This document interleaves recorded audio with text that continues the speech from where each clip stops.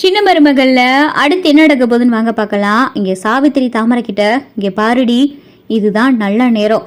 தூக்க மருந்து கலந்த பாலை அவளுக்கும் கொடுத்துட்டேன். அவளும் குடிச்சிட்டு நல்லா தூங்கிக்கிட்டு இருக்கா. சேது இப்போ ரூமில் தனியாக தான் இருக்கான். இதுதான் ரொம்ப நல்ல நேரம். நீ சேது ரூமுக்குள்ளே போ. என்ன நடந்தாலும் சரி, நைட்டு முழுக்க முழுக்க நீ சேது ரூமுக்குள்ளே மட்டும்தான் இருக்கணும். காலையில் நீ சேது ரூமுக்குள்ளே இருந்து எந்திரிச்சு வரும்போது அலங்கோலமாக தான் வரணும். வெளியிலேருந்து பார்க்குற எல்லாரும் சேதுக்கும் உனக்கும் ஏதோ நடந்துருச்சுன்னு நினைக்கிற மாதிரி தான் இருக்கணும். சரிம்மா, நீ சொல்கிறது புரியுது. இப்போ நான் சேது மாமா ரூமுக்கு போயிட்டு பேசிக்கிட்டு இருக்கேன், கொஞ்ச நேரம் பேசிக்கிட்டு இருக்கேனே வையேன். அதுக்கப்புறம் அவர் நீ போ கிளம்பு அப்படின்னு சொல்லி நான் போக மாட்டேன்னு சொல்லி அவர் என்னை அடித்து வெளியே துரத்தி விட்டாருன்னா அப்போ என்ன பண்ணுறது? இங்கே அந்த விஷயம் எல்லாத்துக்கும் தெரிஞ்சிருச்சுன்னா அப்புறம் என்ன பண்ணுறது? அதுக்கு ஏதாவது சொல்லுமா அப்படின்னு சொல்லிட்டு தாமரை சொல்லவும், அதுக்கு ஒரு வழி இருக்குடி. ஒருவேளை நீ உன் மனசுல இருக்கிறதெல்லாம் எடுத்து சொல்லி அதையும் செய்து புரிஞ்சுக்கிறாம உன்னைய அடிச்சு வெளியே துரத்தி விட்டான்னு வை, இங்க இருக்கிற எல்லாத்தையும் நான் கூப்பிடுறேன், இங்க எல்லாரும் வாங்க அப்படின்னு சொல்லிட்டு நீ அப்ப என்ன சொல்லணும் தெரியுமா? சேது மாமா என்கிட்ட தப்பா நடக்க முயற்சி பண்ணாருன்னு சொல்லணும். ஏன் தப்பாவே நடந்துக்கிட்டாருன்னு கூட நீ சொல்லணும். கொஞ்சம் அப்படி இப்படி தலையெல்லாம் களைச்சிழைச்சு உனக்கும் சேதுக்கும் அப்படி இப்படி நடந்த மாதிரி நீ காட்டிக்கிறணும். யாரு கேட்டாலும் சேது உங்ககிட்ட தப்பா நடந்துக்கிட்டாருன்னே சொல்லணும். சரியா? அதை வெளியில இருக்கிற யாரும் நம்ப மாட்டாங்க தான், ஆனா நம்ம நம்ப வைக்கிற மாதிரி நம்மளுடைய நடிப்பு அப்படி இருக்கணும் அப்படின்னு சொல்லிட்டு சாவித்திரி சொல்லவும், எப்படிமா ராஜாங்க மாமா நம்புவாரு? சேதுவை பத்தி ராஜாங்க மாமாக்கு நல்லாவே தெரியும். நான் என்னதான் நடிச்சு ஆர்ப்பாட்டம் பண்ணாலும் ராஜாங்க மாமா நம்பலைன்னா அப்புறம் என்ன பண்றது? அடியே, ஒரு பொண்ணே அவ வாயால தான் கெட்டு போயிட்டோம் அப்படின்னு சொல்ல மாட்டா.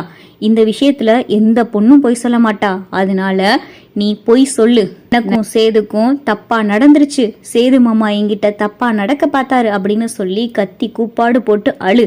அதுக்கப்புறம் மற்றவன் நடக்கிறத நான் பார்த்துக்கிறேன் அப்படின்னு சொல்லி சாவித்திரி தாமரையை சேது ரூமுக்கு அனுப்பி வைக்குது. இங்கே பார்த்தா சேது தாமரையை பார்த்துட்டு, என்ன தாமரை, என்ன விஷயம் அப்படின்னு சொல்லிட்டு இங்கே சேது கேட்கவும், இல்லை மாமா உங்ககிட்ட கொஞ்சம் பேசணும் அப்படின்னு சொல்லிட்டு இங்கே தாமரை சொல்லவும், என்ன தாமரை, என்ன பேசணும் அப்படின்னு சொல்லி சேது கேட்குறாரு. இல்லை மாமா, உங்களுக்கே தெரியும், சின்ன பிள்ளையிலேருந்து உங்களை மட்டும்தான் மனசில் நினச்சிருக்கேன். அம்மாவும் சேதுதான் உன் புருஷன்னு சொல்லியே என் மனசில் ஆசை வளர்த்துருச்சு. இப்போ நீங்கள் இன்னொருத்தையே கல்யாணம் பண்ணிட்டீங்க. ஆனால் என் மனசில் உங்களை விட்டால் வேற யாரையும் என்னால் நினச்சி கூட பார்க்க முடியல. அம்மா எம்பிட்டோ மாப்பிள்ளை பார்த்துச்சு, ஆனால் எனக்கு யாரையுமே கல்யாணம் பண்ணிக்கிறதுக்கு இஷ்டமும் கிடையாது.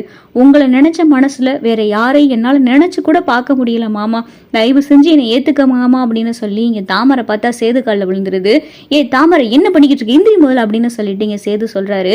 ஆமாம் மாமா, நம்ம குடும்பத்துக்கு கொஞ்சம் கூட பொருத்தமே இல்லாதவ அவ. ஏன் ராஜாங்க மாமாவை ஜெயிலுக்கு அனுப்புனவ அவ. அவளை ஏன் நீங்க இன்னும் இங்க வச்சுக்கிட்டு இருக்கீங்க? அவளை பெசாட்ல நீங்க விவாகரத்து பண்ணிருங்க. அவளை விவாகரத்து பண்ணிட்டு என்னைய கல்யாணம் பண்ணிக்கங்க மாமா. நீங்க தான் மாமா எனக்கு வேணும். உங்களை தவிர வேற எந்த ஆம்பளையும் நான் ஏறெடுத்து பார்த்தது கூட கிடையாது மாமா.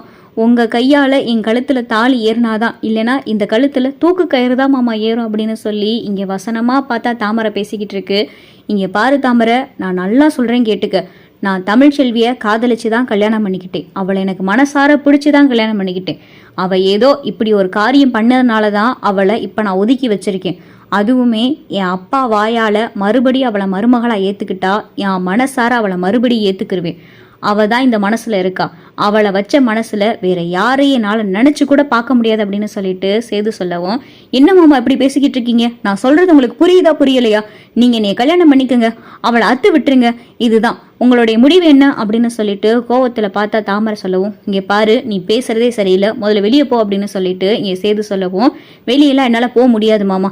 இங்கேருந்து இதுக்கு ஒரு முடிவு கிடைக்காம உங்கள் கையால் என் கழுத்தில் தாலி ஏறாமல் நான் இங்கேருந்து போக மாட்டேன் அப்படின்னு சொல்லிட்டு தாமரை பார்த்தா குதியா குதிக்கவும், நீ இப்போ போறியா இல்லை நான் கதவை திறந்து எல்லாரையும் கூப்பிடவா அப்படின்னு சொல்லிட்டு சேது சொல்லவும், நீங்கள் என்ன கூப்பிட்றது, இப்போ நானே கூப்பிட்றேன் பாருங்க அப்படின்னு சொல்லிட்டு இங்கே தாமரை பார்த்தா முடி எல்லாத்தையும் களைச்சிலச்சி விட்டு சேலையெல்லாம் கலட்டி இலட்டி விட்டு, இப்போ நான் போய் கூப்பிட்றேன் அப்படின்னு சொல்லிட்டு இங்கே பார்த்தா தாமரை, ஐயோ எல்லாரும் வாங்க இங்கே வாங்க அப்படின்னு சொல்லிட்டு தாமரை பார்த்தா கத்தி கூப்பாடு போட்டுக்கிட்டு இருக்கு. இங்கே பார்த்தா வேகமாக சாவித்திரியோட, என்ன தாமரை, என்னாச்சு தாமரை அப்படின்னு சொல்லிட்டு இங்கே பார்த்தா சாவித்திரி அழுது நாடகத்தை தொடங்க ஆரம்பிக்குது.